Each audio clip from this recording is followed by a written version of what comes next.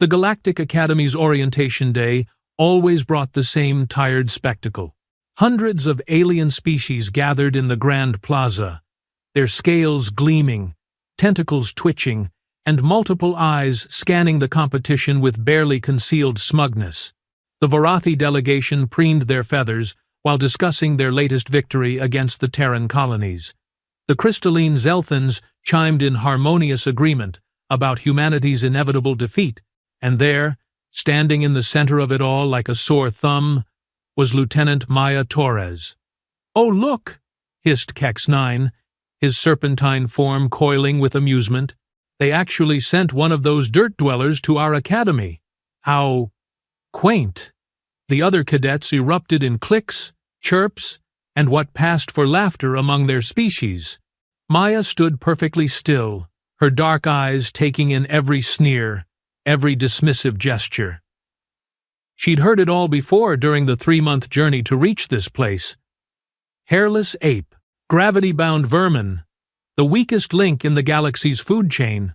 "I heard they can't even breathe methane," wheezed Blort 7, his gas-filled sacs inflating with mirth. "Imagine being so fragile that you need that oxygen stuff just to survive." "Pathetic, really," agreed Zyra Prime, her 6 arms gesturing dramatically. "My species conquered 17 star systems before we even developed spaceflight. These humans, they took centuries just to leave their own planet." Maya adjusted her standard-issue uniform and checked her chronometer. 5 minutes until the entrance exam. She'd traveled 800 light-years for this moment, enduring months of ridicule from her transport shipmates, just for the chance to prove humanity belonged among the galaxy's elite military forces. The Academy's massive gates loomed ahead, constructed from the bones of some extinct leviathan and reinforced with quantum steel. Each prospective cadet would pass through the security scanner, which would analyze their combat potential, strategic thinking, and overall threat assessment. The results determined not just acceptance, but class placement and training intensity. Form lines according to species classification, announced Drill Sergeant Vorth Prime through his vocal synthesizer. His rocky, mountainous form made him look like a walking asteroid with attitude. Higher-tier species to the left, middle-tier center, and his gaze fell on Maya with undisguised contempt. Whatever's left can shuffle to the right. Maya found herself in a line of 1. The scanning process began with the apex predators. The Krillian Death Knights strode through first, their razor-sharp exoskeletons gleaming as the scanner bathed them in green light. Combat, rating, extreme, strategic analysis, superior, threat level, maximum. The automated voice boomed across the plaza. Next came the Vorthan Sky Hunters, their wings folded regally as they passed through. More green lights, more maximum ratings. The pattern continued for nearly an hour as species after species demonstrated their superiority. "This is taking forever," Maya muttered, earning sharp looks from nearby cadets. "Oh, you're in a hurry to fail?" Kex 9's forked tongue flicked out mockingly. "Don't worry, little human. I'm sure they have a lovely cafeteria where you can serve real warriors their meals."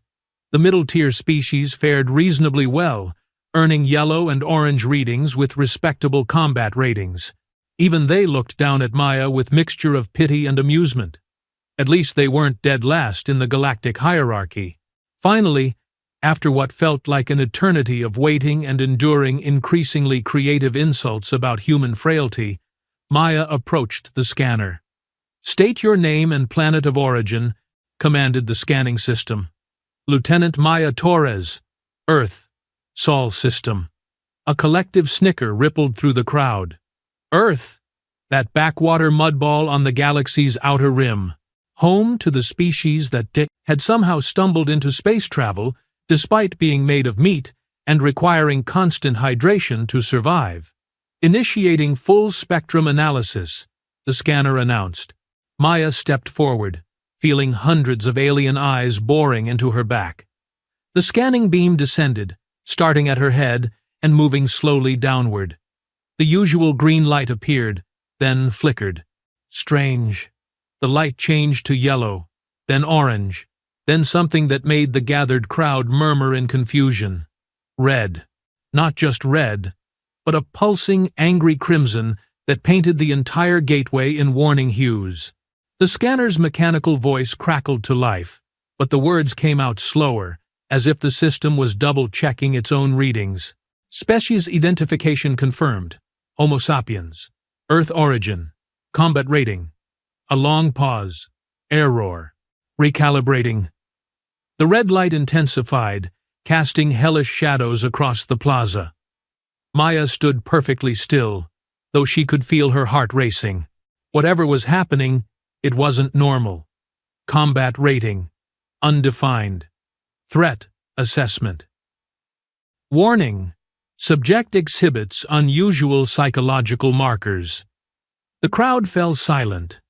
Maximum plus ratings were theoretical, reserved for ancient war gods and extinct species that had once ruled the galaxy through sheer terror.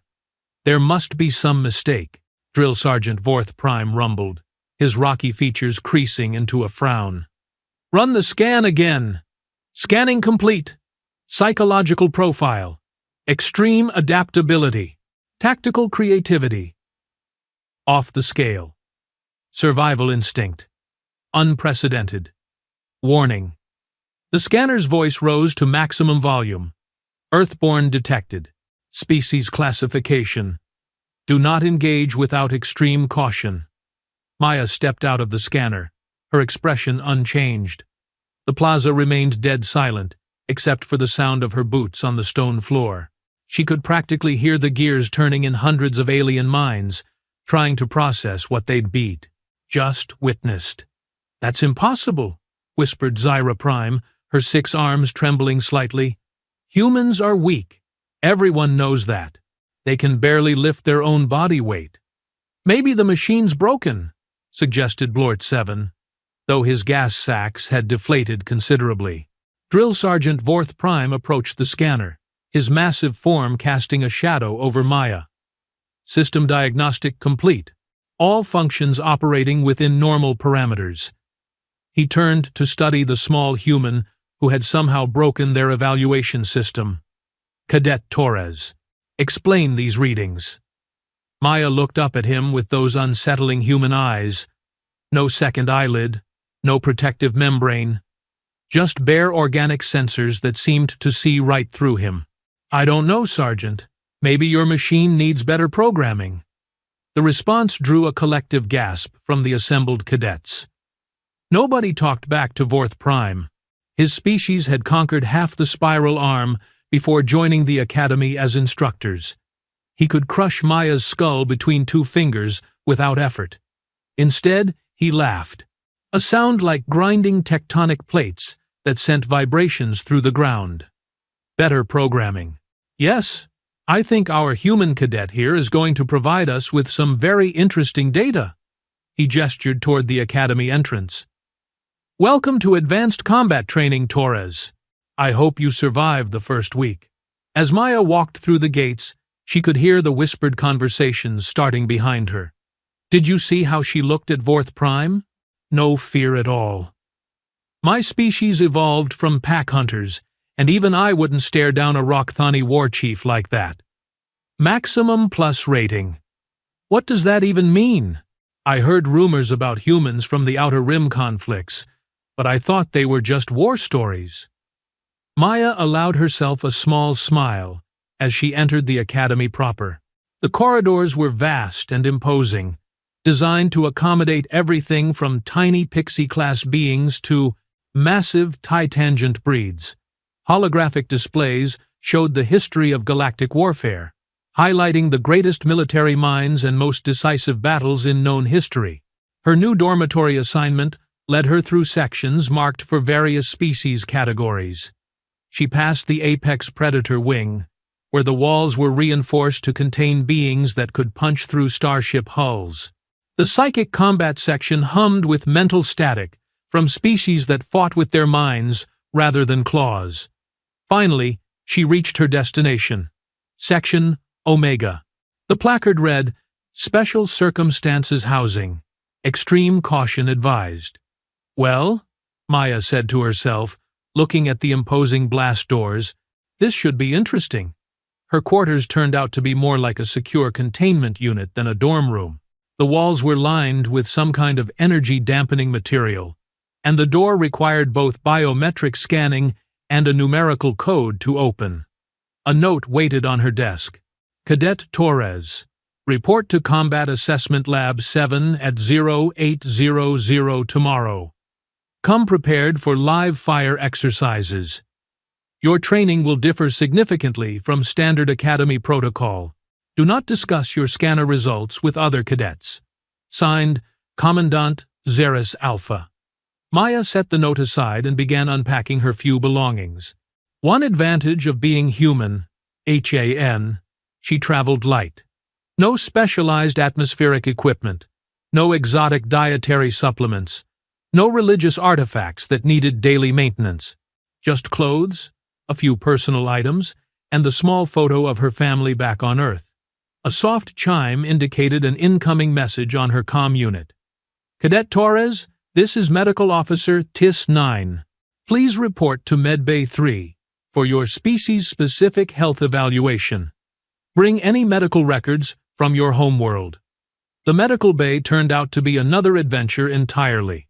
Dr. TIS-9 belonged to a species that looked like an octopus had mated with a computer, with dozens of tentacles ending in various medical instruments. Her main body pulsed with bioluminescent patterns that Maya assumed indicated mood or concentration. Fascinating, the doctor murmured as her tentacles manipulated scanning equipment around Maya's body. Your musculature is far more dense than our records indicated, and these neural pathways, highly unusual stress response patterns. Is there a problem, doctor? Problem? Oh no, my dear. Quite the opposite. The bioluminescent patterns shifted to what might have been excitement. Your species' ability to function under extreme duress is remarkable. Most beings experience cognitive shutdown when their stress hormones spike. Humans apparently become more focused and creative. Extraordinary adaptation. The examination continued for over an hour, with the doctor taking readings that seemed to fascinate and concern her in equal measure. One more thing, Cadet Torres. Have you experienced any unusual dreams since arriving at the academy? Maya paused, considering the question. Strange dreams? Yes. Combat scenarios? Mostly. Things that haven't happened yet. Ah! The doctor made notes on her datapad. Perfectly normal for your species under stress. Humans have a remarkable ability to mentally rehearse potential futures. We call it tactical precognition, though it's not true psychic ability. Just your brain-running survival simulations. As Maya left the medical bay, she encountered a group of cadets from her orientation session. They fell silent as she approached, their various alien features betraying uncertainty and something that might have been fear. Torres! Kex-9 called out, his serpentine form coiled with tension rather than amusement now. That scanner malfunction earlier? And what really happened? Maya stopped walking and turned to face them. 6 different species, all of them physically superior to humans in various ways, stronger, faster, better adapted to their environments. Yet, they were looking at her like she was some kind of dangerous predator. No malfunction, she said simply. The scanner worked exactly as designed. But that's impossible, insisted Zyra Prime. Your species barely qualifies for spaceflight. You can't even survive on most habitable planets without environmental suits. You're right, Maya agreed pleasantly. We're weak, slow, and fragile. We need tools to survive in most environments. But you know what we're really good at? She smiled, and for some reason, that made the alien cadets take an unconscious step backward. We're good at making tools. Really, really good at it.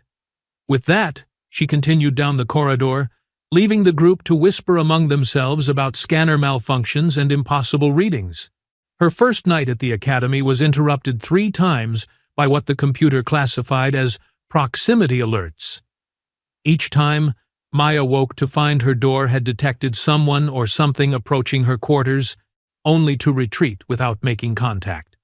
Security footage showed various cadets, including some from species known for their stealth abilities, attempting to scout her room before losing their nerve. Interesting. Maya settled back into sleep, her dreams filled with tactical scenarios and combat simulations. Her brain was already preparing for challenges she hadn't even encountered yet. Tomorrow would bring her first official test, and she had a feeling the Academy was about to learn some very uncomfortable truths about the species from the little blue planet on the galaxy's edge. Dawn at the Academy came with the sound of battle horns echoing through the corridors.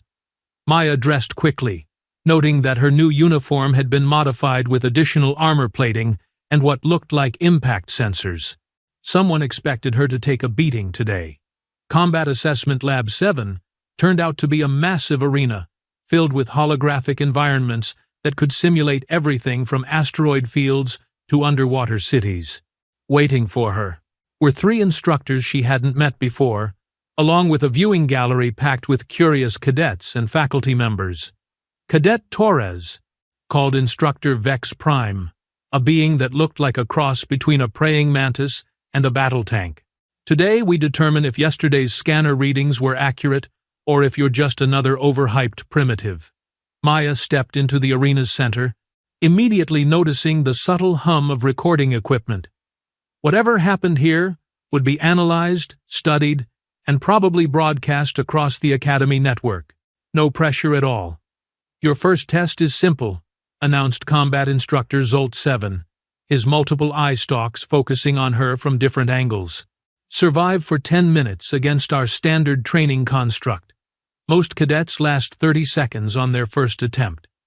The arena shimmered and transformed into an urban battlefield. Ruined buildings stretched in all directions, filled with shadows and potential ambush points. Somewhere in this maze lurked a combat construct designed to test reflexes, tactical thinking, and raw survival instinct. Begin! Vex Prime's voice boomed through the speakers. Maya immediately dropped into a crouch and rolled behind the nearest piece of debris.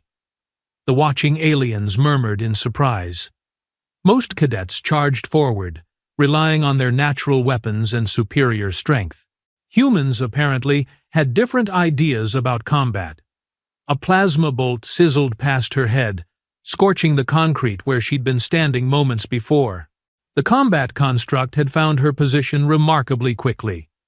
Maya analyzed the shot's trajectory, calculating the shooter's likely location based on angle and timing. 3 possible positions, each with specific advantages and weaknesses. She moved, not toward cover, but directly toward the most dangerous position.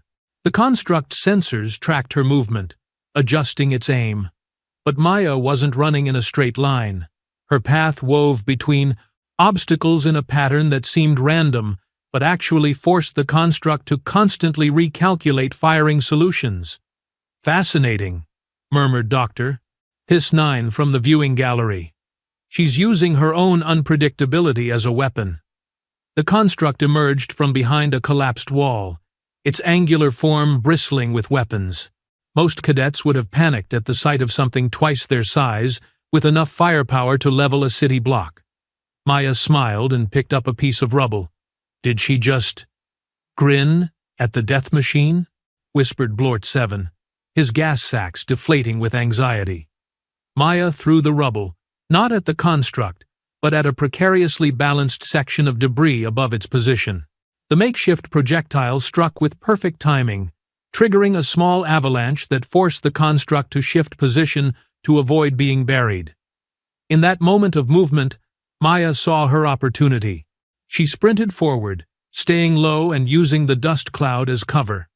The construct's sensors were sophisticated, but not perfect. DOM, they could be confused by environmental factors. Maya reached the machine's blind spot and did something that made the entire viewing gallery gasp in horror. She climbed onto its back. Is she insane? Kex-9's coils writhed with agitation. That thing can generate electrical discharges that would fry most species instantly. Maya had already considered that possibility. Human nervous systems were remarkably resistant to electrical interference compared to most alien biology. What would kill a Krillian Death Knight might just sting a human.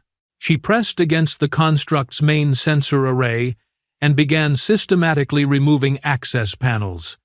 The machine bucked and spun, trying to dislodge her, but Maya held on with what the Academy would later classify as impossible grip strength for her body mass. She wasn't trying to destroy the construct. That would be nearly impossible without heavy weapons. Instead, she was doing something far more human. She was hacking it. Combat construct systems compromised, announced the arena's computer. Training exercise terminated due to unauthorized system access. Maya dropped to the ground as the construct powered down, its weapons systems going offline one by one. She'd turned the Academy's premier training tool into an expensive piece of sculpture in under 3 minutes. The viewing gallery had gone completely silent. How? Vex Prime's mandibles clicked with what might have been respect or terror. That construct's security systems were designed by the galaxy's best military engineers. Maya wiped dust from her hands and looked up at the instructors. You built it to fight strong, fast, heavily armed opponents.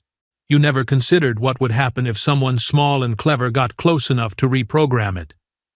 Commandant Xeris Alpha materialized in the arena through holographic projection.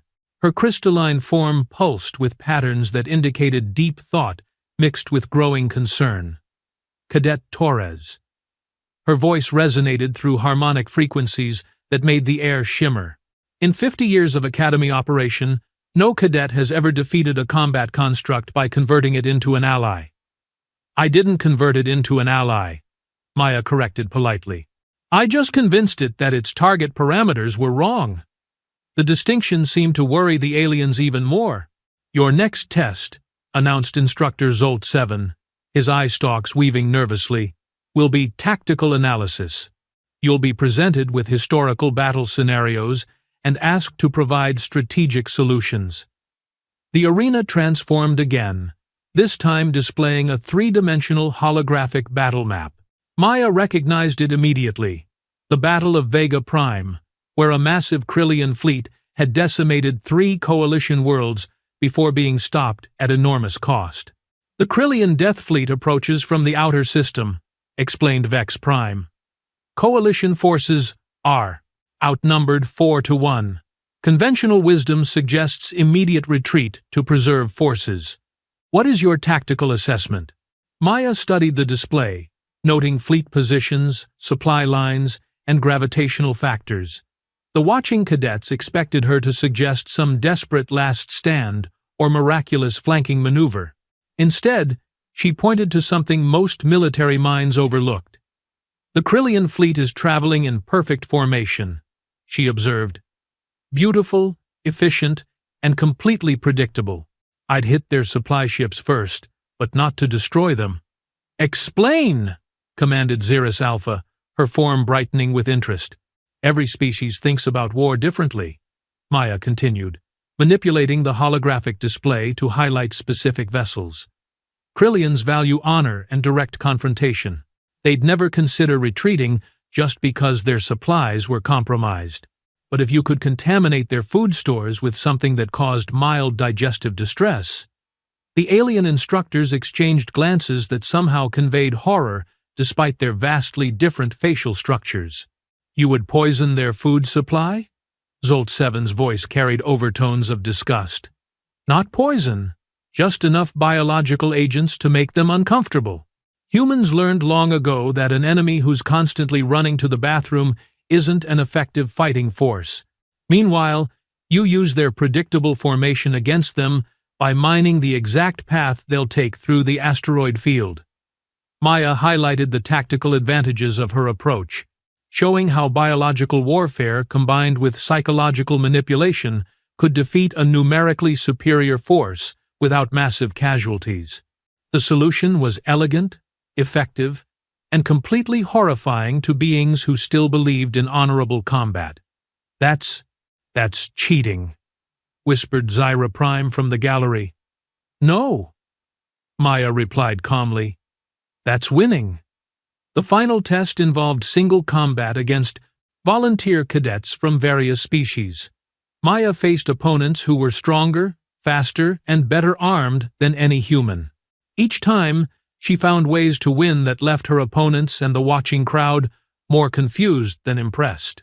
Against the Krillian Death Knight, she used the arena's artificial gravity generators to create localized distortions that disrupted his balance.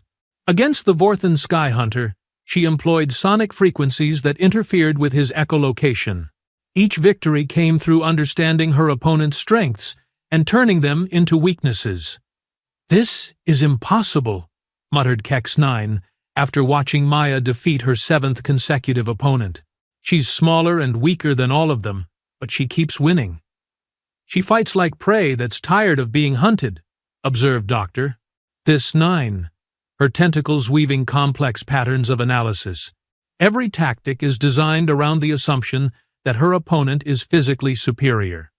The testing concluded with Maya standing alone in the arena, undefeated and apparently unbothered by the morning's events. The viewing gallery buzzed with confused chatter in dozens of alien languages. Commandant Xeris Alpha's projection grew brighter, demanding attention.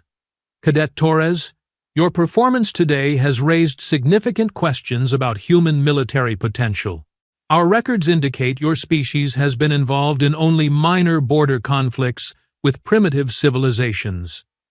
Maya looked directly at the projection, those unsettling human eyes showing no deference to one of the galaxy's most respected military leaders. "Respectfully, Commandant, your records are incomplete."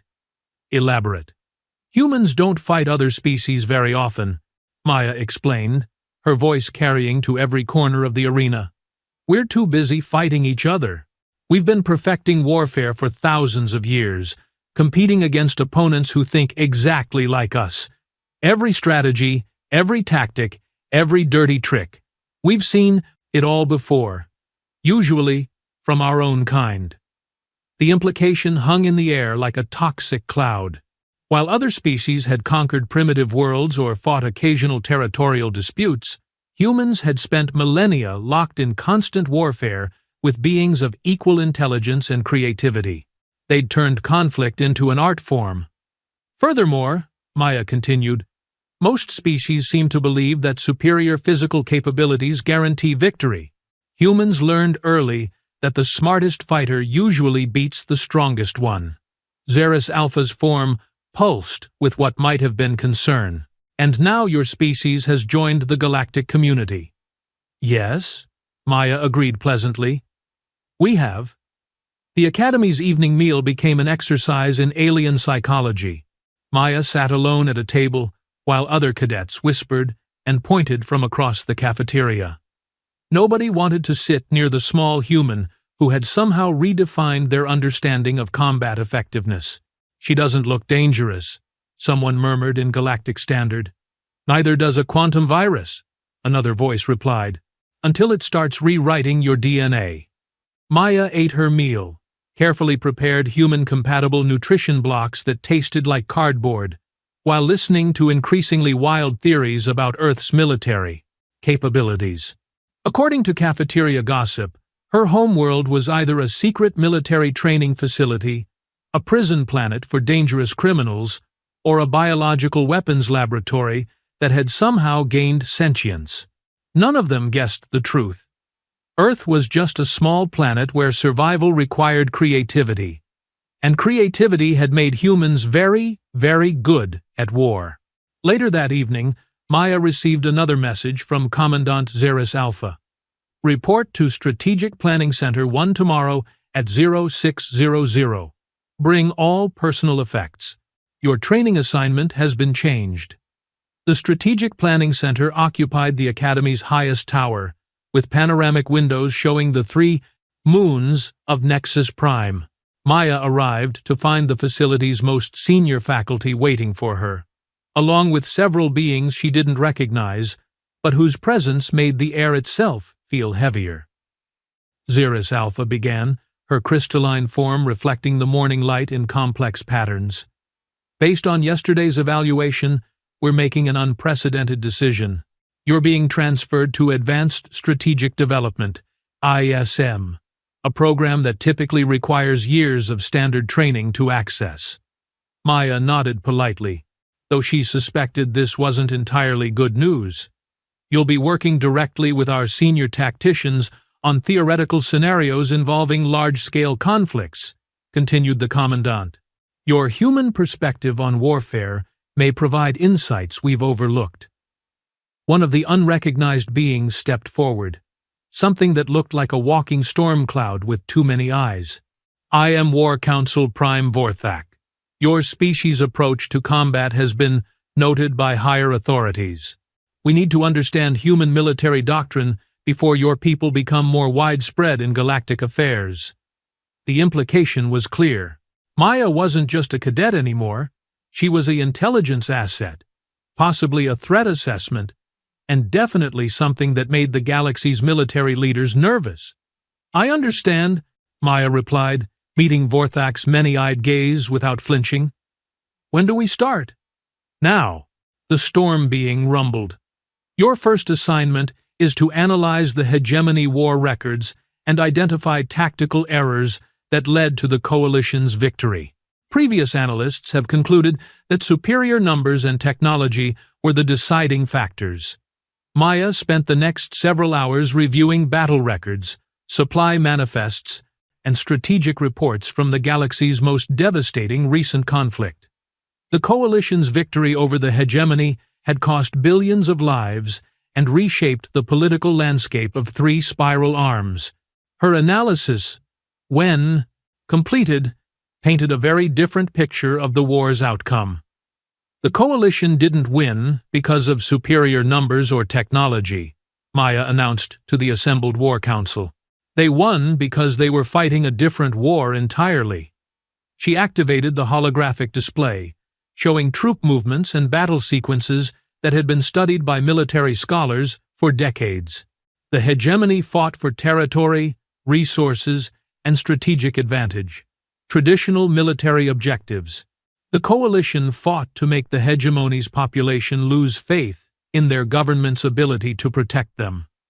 The War Council members shifted uneasily as Maya highlighted specific battles and their psychological impact. Every major engagement was designed not just to defeat hegemony forces, but to create maximum disruption to civilian life. Supply raids targeted food distribution centers. Communications satellites were disabled during cultural festivals. The coalition was waging psychological warfare on an entire civilization. War Council Prime, Vorthak's form, darkened with what might have been alarm. You're suggesting the coalition deliberately targeted non-combatants? I'm suggesting they understood that wars aren't won by destroying armies, Maya corrected. They're won by breaking the enemy's will to fight. The hegemony surrendered when their people decided the cost of continuing wasn't worth the potential benefits of victory. The analysis session continued for hours, with Maya providing increasingly uncomfortable insights into galactic military history. Every major conflict, when viewed through human strategic thinking, revealed patterns of psychological manipulation and civilian-targeted operations that most alien species had failed to recognize. Your species thinks about warfare very differently than we do, observed Commandant Xeris Alpha during a break in the session. Most species seem to believe that combat is about proving superiority, Maya replied. Humans learned that combat is about achieving objectives with minimum cost to ourselves. Sometimes that means honorable battle. Sometimes it means poisoning the enemy's water supply or convincing their allies to switch sides. And if your species were to face a galactic-level threat? Maya considered the question carefully. Earth's military doctrine had been developed through millennia of conflict with other humans, our beings, of equal intelligence and creativity.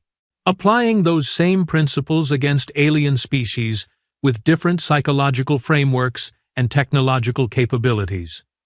"We'd win," she said simply. "It might take time, and it wouldn't be pretty, but we'd win."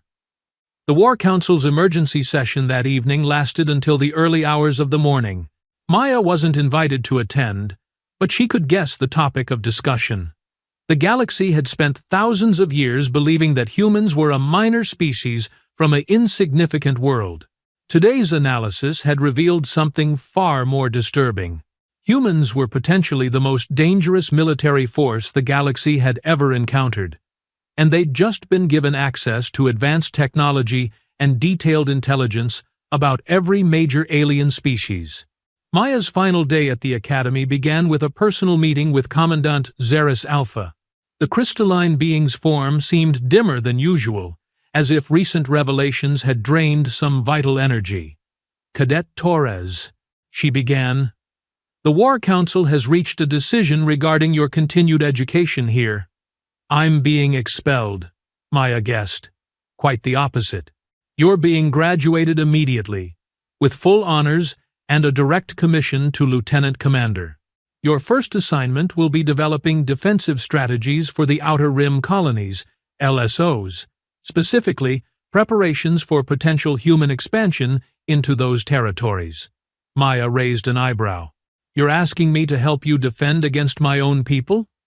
"We're asking you to help us avoid a war that could devastate both our civilizations," Xeris Alpha replied. "Your species' military capabilities have been significantly underestimated. We need time to develop appropriate diplomatic frameworks before widespread human expansion begins." The graduation ceremony was a quiet affair. Maya stood alone on the Academy's central platform, receiving commendations and rank insignia, while hundreds of alien cadets watched from a respectful distance. Nobody applauded, nobody cheered. The atmosphere felt more like a funeral than a celebration. As Maya prepared to depart for her new assignment, she encountered a group of the cadets who had mocked her on that first day. Kex 9 approached cautiously, his serpentine form coiled with nervous energy. "Torres," he said, using her name rather than a species slur for the first time. "That day at the gate, when the scanner lit up red. Did you know what it meant?" Maya looked at the assembled aliens, beings from species that had conquered star systems, fought cosmic wars, and dominated entire sectors of the galaxy, all of them looking at her with a mixture of fear and respect that hadn't existed a week earlier. "The scanner didn't malfunction," she replied. "It just did exactly what it was designed to do. It identified the most dangerous thing in the area." With that, she walked toward the transport ship that would carry her to her new post, leaving behind an academy full of beings who finally understood why Earth had been marked "Do not engage" in their military databases. The galaxy had always assumed that warning referred to human unpredictability or some unknown defensive capability. Now they realized the truth was far simpler and infinitely more terrifying. Earth wasn't marked as dangerous because humans were strong or fast or technologically advanced. Earth was marked as dangerous because humans were really, really good at war. And now, they were part of the galactic community.